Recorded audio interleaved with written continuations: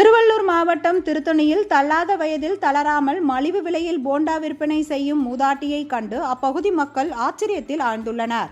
திருத்தணி ஸ்டூவர்ட்பேட்டை பகுதியை சேர்ந்த சரோஜா என்ற மூதாட்டி கணவனை இழந்த நிலையிலும் தனது மகனின் சொற்ப வருமானத்தையும் கணக்கில் கொள்ளாமலும் சாலையோர கடை நடத்தி மலிவு விலையில் போண்டா விற்று தனது வாழ்வை கழித்து வருகிறார்.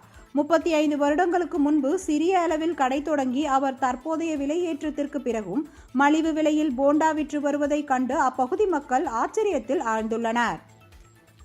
20 வருஷமா இந்த பாட்டி வந்து 1 ரூபான்ட்டு வடை எடுத்துன்னு வந்தாங்க. இன்னைக்கு விலைவாசி ஏறினோடனே 4-10 ரூபான்ட்டு இந்த பாட்டி இன்னைக்கு வடை தராங்க. இன்னைக்கு அத்தியாவசிய பொருள் பார்த்தீங்கன்னா எண்ணெய் ரேட்டு ஏறி இருக்குது, பருப்பு ரேட்டு ஏறி இருக்குது. எல்லா பொருளும் ஏறினதுக்கப்புறம் ஒரு கடையில் இன்னைக்கு பெரிய பெரிய கடைகளுக்கு போனாலும் சரி, சின்ன கடைகளுக்கு போனாலும் சரி 10 ரூபாய் வடை. ஆனால் இந்த பாட்டி வந்து 4-10 ரூபாய்க்கு வடை தராங்க. இன்னைக்கு விலைவாசி வந்து இவ்வளோ பொருள் ஏறினதுக்கப்புறமா இந்த பாட்டி தராங்கன்னா இது பெரிய விஷயம் தான். இந்த பாட்டியால் வந்து தர முடியுதுன்னா அப்போ ஏன் மற்றவங்களால தர முடியாதா? இது யோசிக்க வேண்டிய விஷயம்.